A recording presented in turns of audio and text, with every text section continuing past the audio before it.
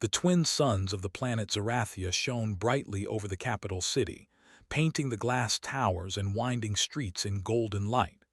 From her throne, Queen Aerolith, ruler of the Xarian people, observed the bustling preparations for the annual diplomatic summit. Alien dignitaries from countless star systems were expected, and the palace's security forces moved with precise efficiency, scanning for any unusual activity. The queen, tall and elegant with skin shimmering like molten silver, rarely displayed emotion. Her advisors often whispered that nothing could startle or surprise her. Yet today, even she felt a vague tension she could not explain.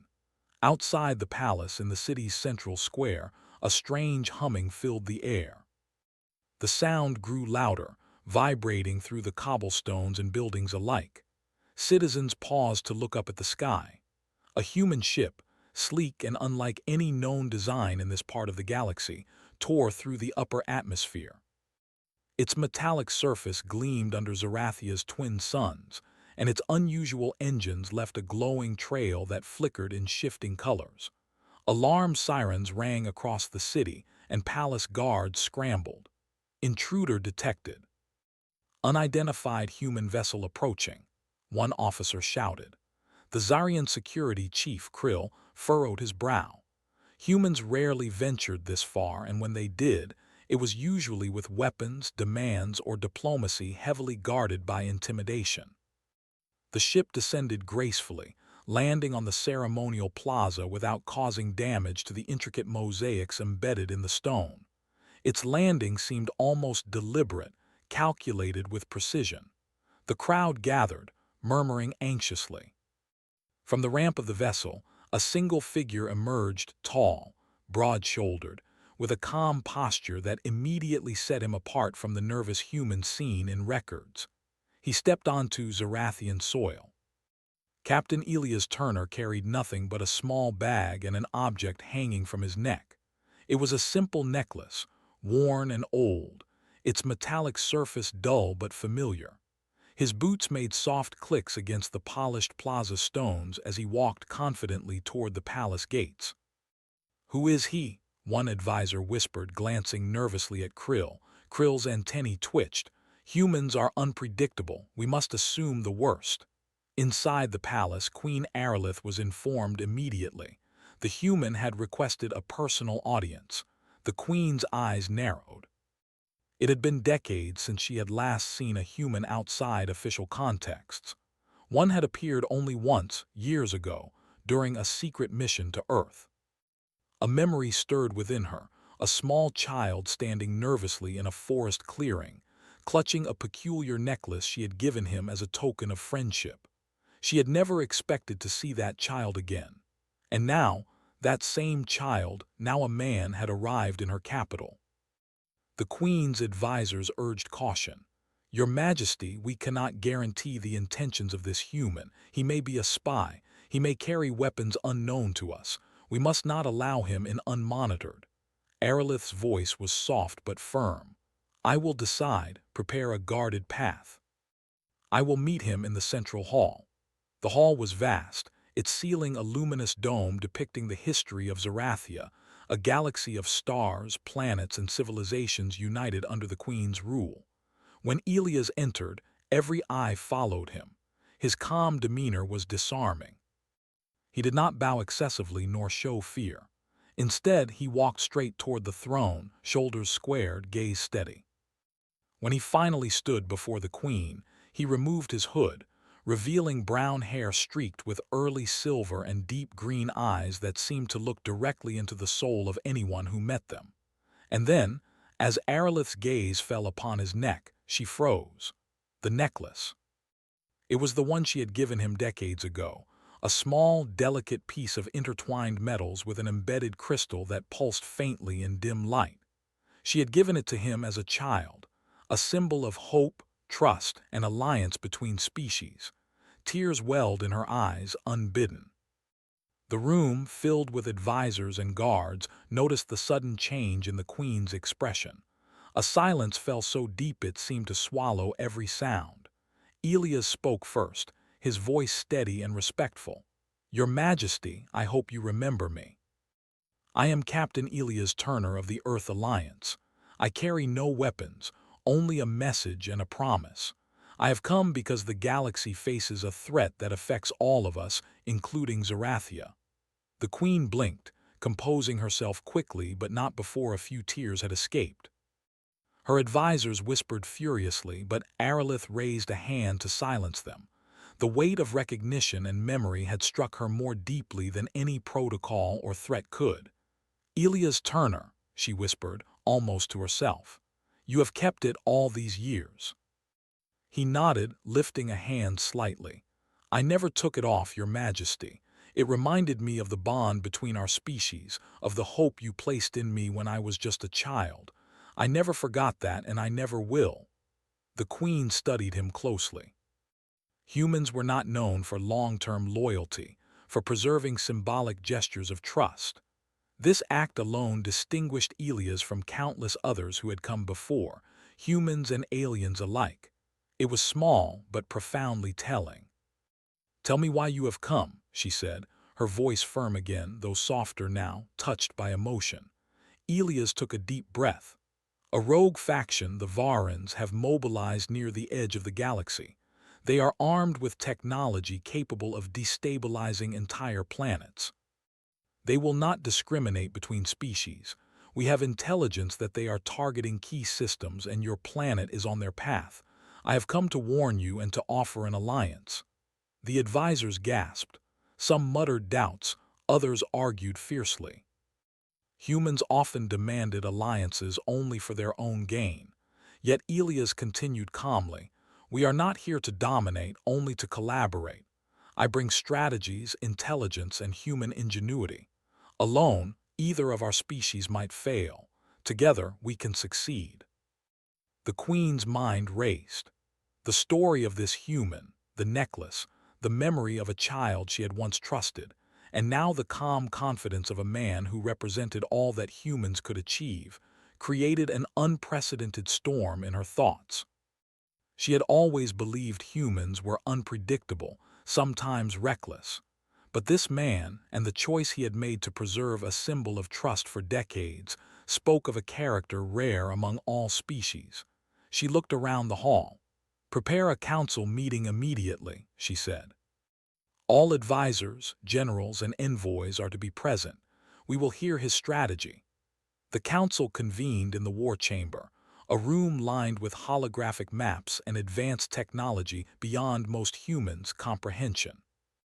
Elias stepped forward, pointing at star maps and orbital projections with precision. He outlined the Varan threat, predicting their movements and demonstrating where they could strike first. His calculations were exact, yet he left room for the unconventional human approaches that had surprised many alien forces before. Some Xarian generals were skeptical. "Humans have not fought beyond their own systems effectively," one grumbled. Elias smiled slightly. "We adapt. We learn quickly.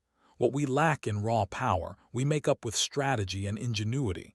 I can show you methods you may never have imagined." Over hours of debate, demonstration, and calculated projections, the council began to see the truth. Humans were different from what they expected. They thought in ways the Xarians did not anticipate, mixing bold improvisation with careful planning. Outside, citizens whispered among themselves. The humans' presence and calm demeanor were already reshaping opinions. "They are not here to conquer," one said. "They seem honorable." Back in the war chamber, the Queen finally spoke again. "Elias Turner, I have not met many humans, and even fewer I have trusted. Yet you have reminded me of a promise made long ago, kept despite decades and distance. You honor this planet and me by your actions and by carrying that necklace. For that, I will hear your counsel." Elias bowed respectfully. "Thank you, Your Majesty. That is all I ask." As the meeting drew to a close, the Queen returned to her private chambers. She touched the necklace on his neck, remembering the innocence and hope of a long-forgotten time. Tears streamed once more, though she quickly wiped them away. A human, a child she had once trusted, had come back not just to remind her of the past, but to protect the future. For the first time in decades, Queen Aerolith felt something she had not felt in years, a glimmer of hope. The galaxy, dangerous and unpredictable as it was, might yet be saved, and humans would play a key part. Outside, the suns began to set. The sky glowed in vivid shades of purple and gold. The palace, the city, and the human ship all basked in the light of this turning moment. Alliances were fragile, the future uncertain, but one thing was clear. Humans had arrived, and they were not to be underestimated. And for Elias Turner, wearing a necklace that had connected him to a queen across time and space, this was only the beginning. The next morning, the twin suns rose over Zarathia, casting long shadows across the palace and city below. The atmosphere was tense but hopeful. Inside the queen's chambers, Aerolith sat at her desk, examining star charts and tactical reports. The memory of Elias Turner and the necklace he had carried weighed on her mind. She had trusted many beings over the years, yet none had shown loyalty like this human. He had reminded her that small gestures, a necklace, a promise, could hold far more meaning than armies or weapons. Her reflection was interrupted by Krill, her security chief, who entered briskly. "Your Majesty, the Council has approved a preliminary alliance with Captain Turner and the humans. They will assist in fortifying the planet against the Varans. However, some factions are resistant. They doubt that humans can be relied upon in a real combat scenario." Aerolith's eyes narrowed. "Doubt them if they wish. Humans have surprised me already. Their ingenuity and loyalty may be exactly what we need to survive." Krill bowed. "As you command." Meanwhile, in the palace courtyard, Elias Turner was already coordinating with the Zyrian military leaders. His calm voice carried authority and confidence, earning the wary respect of the alien generals. He spread out holographic projections of the Varan fleet, showing potential attack points, weak spots, and unorthodox strategies that humans had successfully used in previous campaigns. One general, Tarkle, voiced skepticism. "Your ideas are unusual. Our technology far exceeds that of your species. Why should we take these risks?" Elias met Tarkle's gaze steadily. "Because risk is not always a weakness. It is opportunity. The Varans will expect predictable defenses. If we act differently, we can control the battlefield. I can show you how." Hours passed as humans and Zyrians debated strategies, adjusted plans, and shared knowledge. Slowly, trust began to build. Elia's ability to combine analytical thinking with creative problem-solving impressed even the most stubborn generals. At the same time, Queen Aerolith received a message from a human intelligence officer. A scouting party had confirmed Varan movements closer to Zarathia. The rogue fleet was larger than expected, but their formation had vulnerabilities that a joint human-Zyrian force could exploit. The queen summoned Elias to her chambers once more. He entered without hesitation, wearing his familiar calm expression. She gestured for him to sit, though her eyes never left his. "Elias Turner," she began, "you have not only proven that humans can be trusted, but also that your species' creativity can match any technology in this sector. I wish to know your plan for the defense of Zarathia." Elias leaned forward, pointing to a holographic projection of the Varan fleet approaching from the outer rim. "We need to create multiple layers of defense. The first is deception. We make them believe the planet is unguarded. The second is precision strikes at their command ships using rapid, unpredictable maneuvers. And the final layer is collaboration. Humans and Zyrians must operate together, combining our technology and tactics. We cannot simply rely on overwhelming firepower. We must outthink them." Aerolith studied him, weighing every word. There was a confidence in his tone that she had rarely seen in anyone, alien or human. She remembered the necklace, the promise from decades ago, and realized that this human had carried more than a trinket. He had carried her trust across time and space. "I will authorize your plan," she said finally, but you must work with our generals directly. Any failure will fall on both our species." Elias nodded solemnly. "I understand, but failure is not an option." Over the next few days, preparations for the defense of Zarathia intensified. Humans and Xyrians worked side by side, sharing techniques and combining forces in ways neither species had done before. Humans adapted quickly to Xyrian weaponry, learning how to operate complex systems with efficiency. The Xyrians, in turn, began to see the value in human improvisation, strategies that their rigid doctrine would never have allowed. Elias also met with the civilian leaders, ensuring that the city's population was evacuated from potential strike zones. His calm assurance and thorough planning eased fears, and slowly a sense of unity began to emerge. Humans were no longer outsiders; they were partners, respected for their skills and loyalty. One evening, as the sun set and cast deep purple and gold across the city, Elias found a quiet moment to speak with Queen Aerolith privately. They stood on a balcony overlooking the capital. "Your Majesty," Elias began, "I must admit that when I first arrived, I did not expect to find such emotion attached to a simple necklace. I was only a child when you gave it to me, but it reminded me that trust can exist between worlds. That trust has guided me every day since." Aerolith's eyes glistened. "I had hoped that gesture meant something to you, but seeing you wear it now, I realize that humans are capable of far more than I expected. Your loyalty, your courage, your ingenuity, it is all remarkable. And it gives me hope." Before Elias could respond, a warning siren sounded throughout the palace. The Varan fleet had arrived on the outer rim, their dark ships blotting out the stars. The calm of the evening shattered into a whirlwind of activity. The Queen, Elias, and the Council rushed to the war chamber. Holographic displays showed hundreds of Varan ships moving in formation. The humans and Xyrians' forces were ready, but the sheer scale of the approaching enemy was daunting. Elias took command, issuing orders with calm precision. "Deploy the decoy ships to the northern perimeter. Activate the energy nets along the outer atmosphere. Xyrian and human fighters, synchronize your attacks and focus on the Varan command vessels first. Remember, predictability is their weakness. Strike where they least expect it." The battle began with a sudden burst of chaos. Decoy ships moved like shadows across the sky, confusing the Varans and forcing them to split their attention. Energy nets activated, slowing some of the enemy's advance. Human and Xyrian fighters darted across the battlefield, striking in coordinated bursts that the Varans could not anticipate. From the palace, Queen Aerolith watched, her heart pounding. Elia's calm presence, even amidst chaos, inspired confidence. Each maneuver was executed flawlessly, blending Xyrian precision with human adaptability.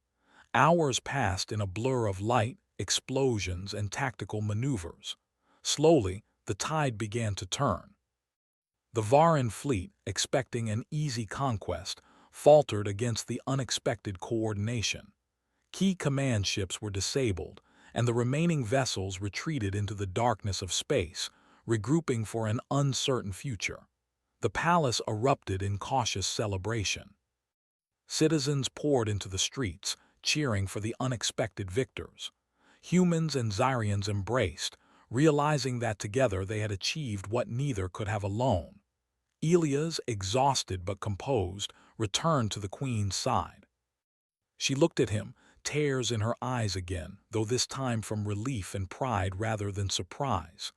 "You have done more than I imagined," she said softly. "Humans are not what I thought. You have shown courage, intelligence, and loyalty that will not be forgotten. Zarathia owes you a debt that cannot be measured." Elias shook his head. "I did what anyone with a sense of duty would do, but I am honored to have served alongside your people. That is reward enough." The Queen smiled, a rare and radiant expression that softened her usual regal demeanor. She reached out and touched the necklace around his neck. "This symbol, It has carried us both through years and across worlds. Today, it reminds me that hope and trust can shape even the most uncertain future. Elias bowed respectfully. Then let it continue to guide us, Your Majesty. The galaxy is vast, and there will be more challenges. But if humans and Xyrians stand together, there is nothing we cannot face. As the twin suns set completely, leaving Zerathia bathed in the soft glow of the moons, the queen looked out over her city. She saw the human and Xyrian forces working side by side, the citizens celebrating their survival, and the bond that had formed between two very different species. In that moment, she realized something profound. Humans were not just another species in the galaxy. They were capable of extraordinary courage, creativity, and loyalty. And in a universe full of dangers, that made them invaluable allies, perhaps even the key to ensuring that hope and trust could endure across time and space. The night was filled with quiet determination, celebration, and reflection. The necklace around Elia's neck glimmered faintly in the moonlight, a reminder of the past, the present, and the possibilities of the future. And for the first time in many years, Queen Aerolith allowed herself to believe that, with humans by her side, the galaxy might not only survive, it might thrive. The battle for Zerathia was won, but the story of human ingenuity, courage, and loyalty had only begun. Across the stars, alliances would be tested, threats would rise, and challenges would come. Yet one truth had been made clear. Humans, once underestimated, were a force that could change the fate of worlds. And with Elias Turner standing beside her, carrying the memory of a promise made long ago, Queen Aerolith knew that whatever came next, the humans of Earth would play a vital role in shaping the future of the galaxy.